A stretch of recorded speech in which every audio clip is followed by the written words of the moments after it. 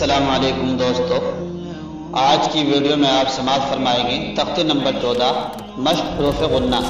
اس سے پہلے آپ حروف غنہ کا قاعدہ ملاحظہ فرمائیں گے، پھر تختی کی مشق کریں گے۔ بغور سماعت فرمائیں۔ چینل پر اگر آپ نئے ہیں تو چینل ضرور سبسکرائب کریں تاکہ آپ اس کے تعاون سے قرآن پاک کو اچھا پڑھنا اور پڑھانا سیکھ سکیں۔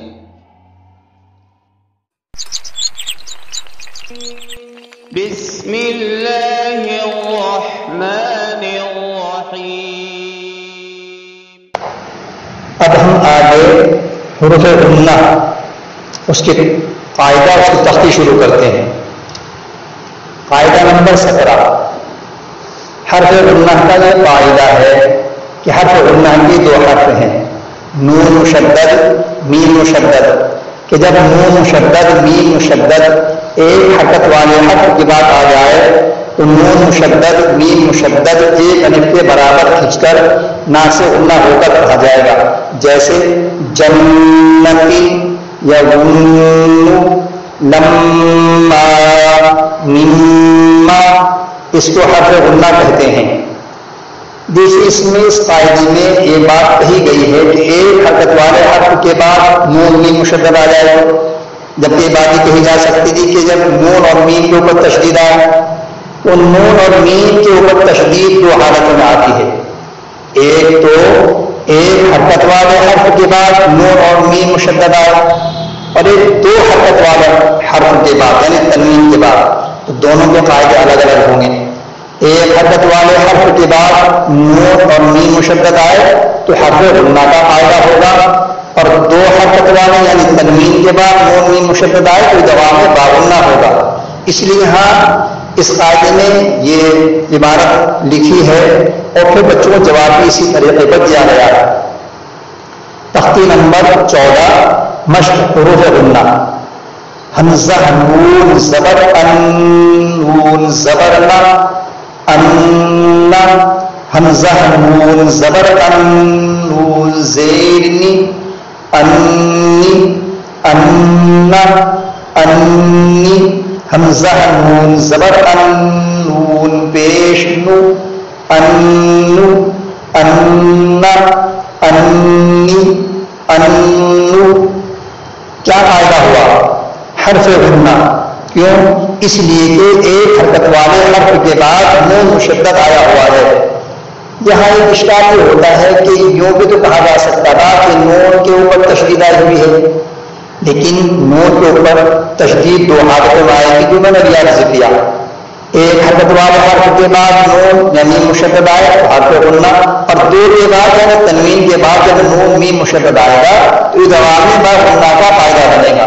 اس لیے ان دونوں کے فرق کو واضح کرنے کے لیے یہ بات کہی گئی ہے کہ ایک حرکت والے حرف کے بعد اگر نون اور میم مشدد کہہ دیا جائے تو نون میم مشدد تو دونوں حالتوں میں آئے گا، تو بچے کے لیے الجھن پیدا ہو جائے گی کہ ہاں کون سا قاعدہ بتائیں، دوام باغنہ میں بھی تشدید آتی ہے۔ اس لیے یہاں یہ بات کہی گئی ہے ایک حرکت والے حرف ہے۔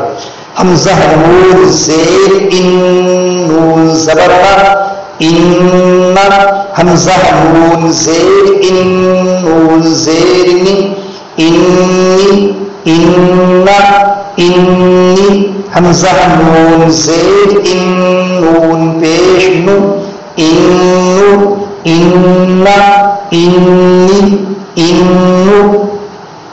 یہاں ایک بات کا خاص خیال رکھا جا رہا ہے اور یہ بہت نقطے کی بات ہے کہ جب اس حرف کی ہجے ہوتی ہے تو بچے نون اور میم میں تو تشدید غنہ کرتے ہی کرتے ہیں، لیکن نون میم مشدد سے پہلے جو حرکت ہوتی ہے خواہ وہ زبر سے پیش کی کوئی بھی ہو تو اس حرکت میں اشباع درازی پیدا ہو جاتی ہے، درازی کر دیتے ہیں۔ اس میں پڑھتے بتاؤں کیسے کر دیتے ہیں، ذرا سے اور سنیے۔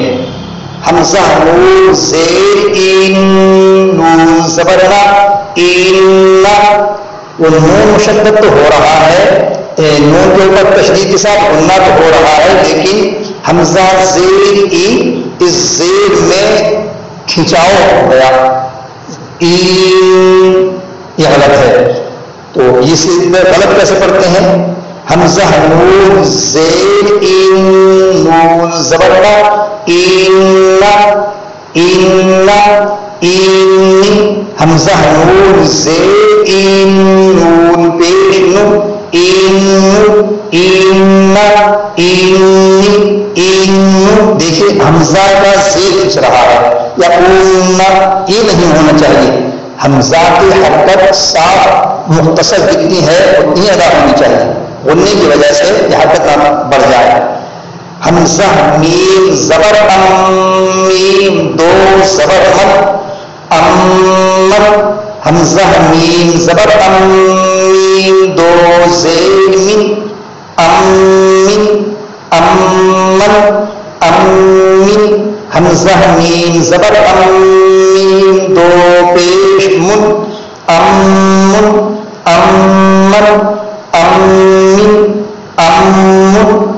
امن میں کیا پیدا ہوا؟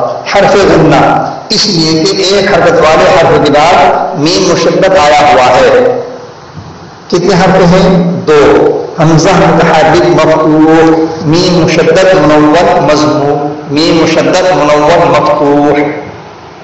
هذا القرآن يوحدنا لطريق الخير يوجهنا الله تعالى أنزله ورسول الله معلمنا